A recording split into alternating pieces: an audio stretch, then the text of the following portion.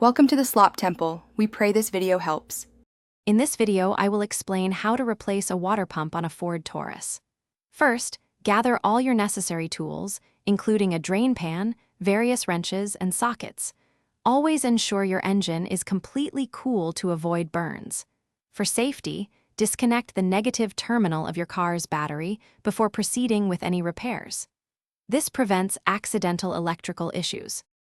Now, place your drain pan beneath the radiator and carefully drain all the engine coolant. Once drained, you'll need to remove any belts and hoses that are obstructing access to the water pump. Take photos if needed to remember their positions.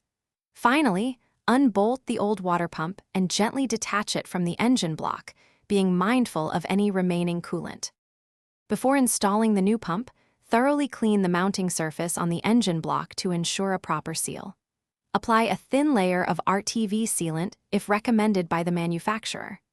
Carefully position the new water pump with a fresh gasket and bolt it into place, tightening to specifications. Reconnect all the hoses and belts you removed earlier, ensuring they are secure. With the new pump installed, it's time to refill your cooling system with the appropriate coolant mixture. Slowly add coolant, allowing air to escape.